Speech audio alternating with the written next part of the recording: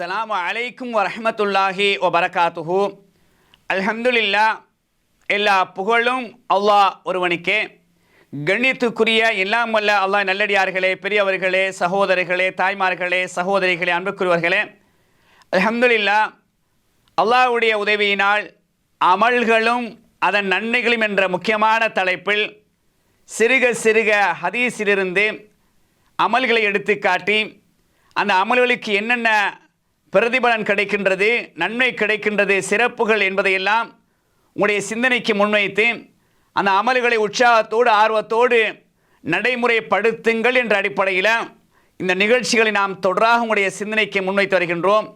அந்த அடிப்படையில் இந்த உலகத்தில் ஒரு மனிதன் பாராட்டப்படக்கூடிய நேரத்தில் அந்த மனிதருக்கு நபிகள் சொல்லக்கூடிய நற்செய்தி என்ன என்ற தகவலைத்தான் இன்றைய நிகழ்ச்சியின் ஊடாக உங்களுடைய சிந்தனைக்கு முன்வைக்க இருக்கின்றேன். அன்புக்குரியவர்களே, அல்லாஹ்வுடைய தூதரிடத்தில் ஒரு மனிதன் வந்து கேட்கின்றார், அரஐத்தர் ரஜுல யஅமலு அமல மினல் கைரி. ஒரு மனிதர் என்ன செய்கின்றார்?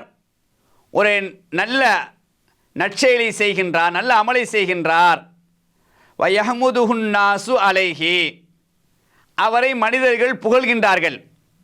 அந்த நல்ல அமலை செய்யக்கூடிய, அந்த நல்ல காரியத்தை செய்யக்கூடிய மனிதரை புகழ்கின்றார்கள்.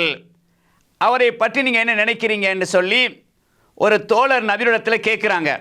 கால, அதற்கு நபியர்கள் சொல்கின்றார்கள், தில்க ஆஜிலு புஷ்ரல் முஃமினி, இது ஒரு முஃமினுக்கு கிடைக்கக்கூடிய நற்செய்தி என்ற செய்தி முஸ்லிமில் 5144வது ஹதீஸ் இலக்கத்தை நாங்கள் பார்க்கலாம்.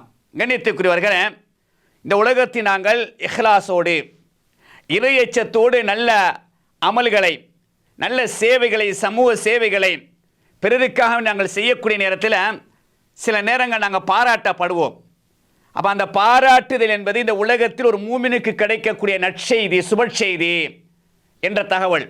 எனவே தான் நம்ம என்ன காரியங்கள் இந்த உலகத்தில் செய்தாலும் லில்லாஹி, அல்லாஹ்வுக்காக வேண்டி, ரப்புக்காக வேண்டி என்று இஹ்லாஸோடு இறையச்சத்தோடு செய்வோம் என்று சொன்னால் அந்த காரியத்தை அல்லாஹ் ஏற்றுக்கொள்வான். முதலாவது, மக்கள் மூலமாக அந்த காரியத்திற்காக வேண்டி பாராட்டுகள் கிடைக்கும் பொழுது அது ஒரு மூமினுக்கு கிடைக்கக்கூடிய நற்செய்தி என்ற அந்த வாக்கியத்துக்கு உரிய மக்களாக நாங்கள் மாற வேண்டும் என்று சொன்னால் நீங்கள் செய்யக்கூடிய அனைத்து காரியங்களையும் இஹ்லாஸோடு இறையச்சத்தோடு செய்யுங்கள்.